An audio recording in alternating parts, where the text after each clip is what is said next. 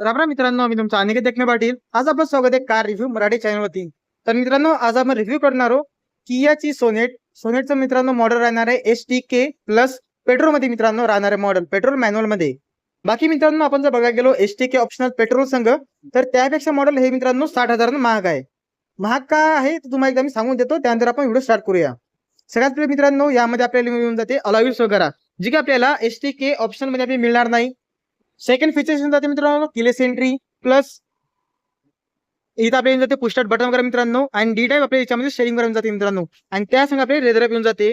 आणि याच्यामध्ये जे इंटिरियर वगैरे दिले मित्रांनो, हे ड्युअल टोन संग दिलेले आहे. तर हे सगळे फीचर्स आपल्याला STK ऑप्शन पेट्रोल मध्ये येणार नाहीत. त्यापेक्षा या गाडीची प्राइस आपल्याला 60,000 महाग आहे मित्रांनो, एक शोरूम मी सांगत आहे.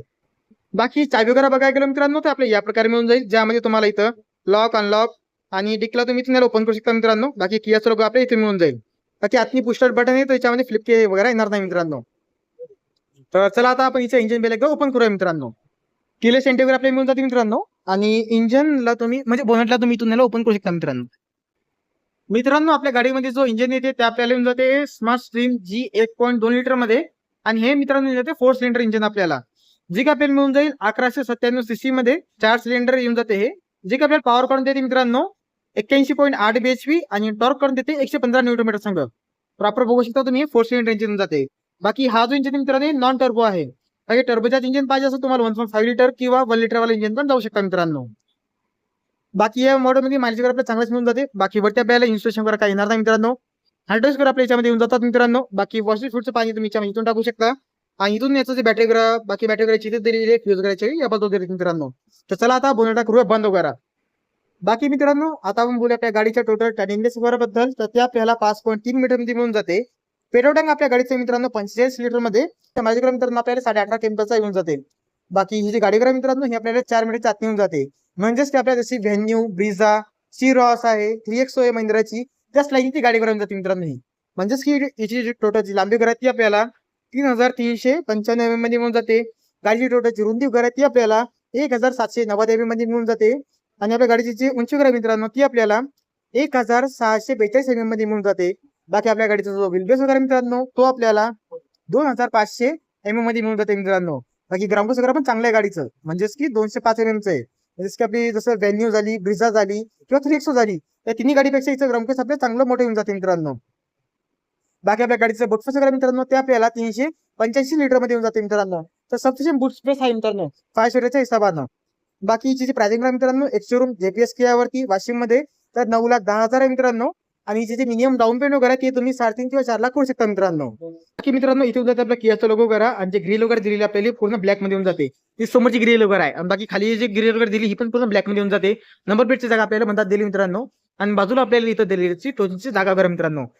बाकी आपण जर बघा लाईट्स वगैरे बद्दल, तर यामध्ये लाईट वगैरे दिले मित्रांनो. पहिले कनेक्टेड DRS वगैरे जातील याच्यामध्ये, आणि लाईट मध्ये आपल्या हॅलोजन सेटअप आहे. जसं की हॅलोजन सेटअप हाय लो बीम मध्ये हॅलोजन सेटअपच येऊन जाते मित्रांनो. जर तुम्हाला जास्त थ्रो वगैरे पाहिजे असेल नाईट मध्ये, तर तुम्ही याला LED मध्ये कन्वर्ट करू शकता. बाकी मित्रांनो STK ऑप्शन मध्ये तुम्हाला अलॉय वगैरे येणार नाहीत, पण यामध्ये येऊन जातील. जे काही आपल्या जातात मित्रांनो 8-16 इंचचे टायर वगैरे मित्रांनो बघू शकता. 215 60 16 इंचचा टायर MR कंपनीचा टायर वगैरे जाते मित्रांनो.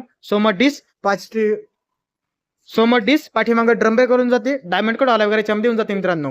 बाकी वरती आपल्याला इंडिकेटर्स आपल्याला इथं दिले मित्रांनो. बाकी गाडीमध्ये आपल्याला मित्रांनो किलेस एंट्री वगैरे आपल्याला मिळून जाईल.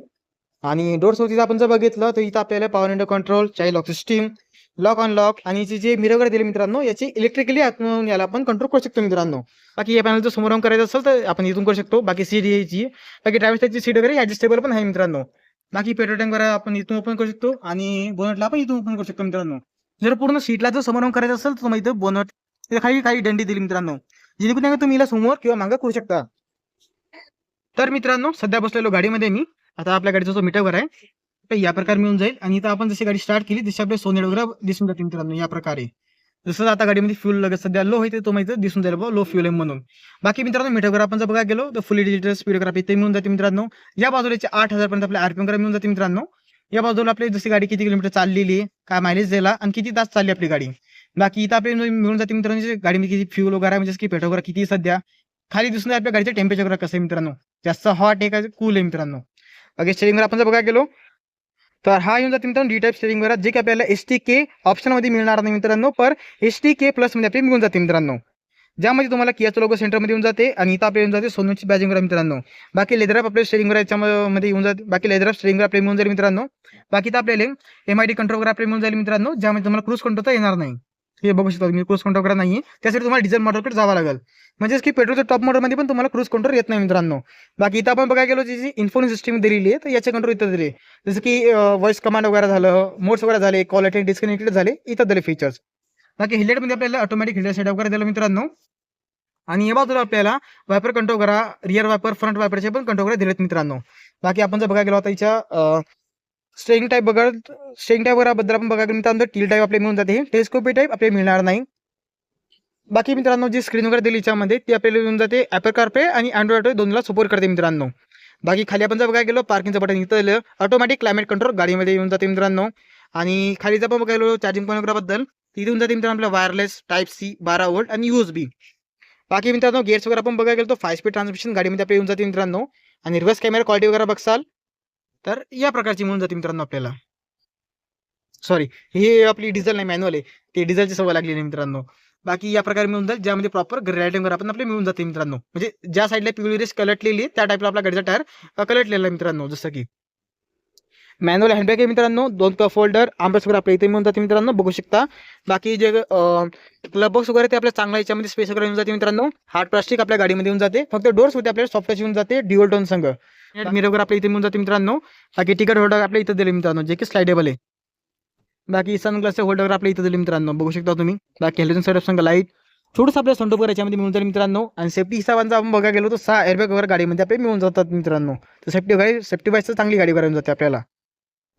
HTK ऑप्शनलमध्ये आपल्याला पुश स्टार्ट बटन वगैरे येणार नाही, पण HTK प्लस मध्ये आपल्याला पुश स्टार्ट बटन पण येऊन जाते. ही येऊन जाते आपल्या चांगलं फीचर्स वगैरे याच्यामध्ये. बाकी traction control, adjust stop button आणि हेडलाईट लेवलला तुम्ही यातून ॲडजस्ट करू शकता मित्रांनो. बाकी मित्रांनो आता आपण बघूया आपल्या गाडीचं सेकंड रो वगैरेबद्दल. तर सेकंड रो म्हणजे जाण्या अगोदर आपल्या इथे येऊन जाते कटर्स वगैरे मित्रांनो. गरमीच्या वेळेस पण चांगले आहेत, प्रायव्हसी पण बनवून राहते मित्रांनो. बाकी आपण आता आतनी बघूया. सगळ्यात पहिली तर आपल्याला पॉवर विंडो कंट्रोल करायला जातील आणि याला तुम्ही इथून फुल मेसेज ठेवू शकता आतनी, किंवा याला असं डायरेक्ट लावू शकता, जेणेकरून गाडीमध्ये आतनीची ऊन पण येणार नाही.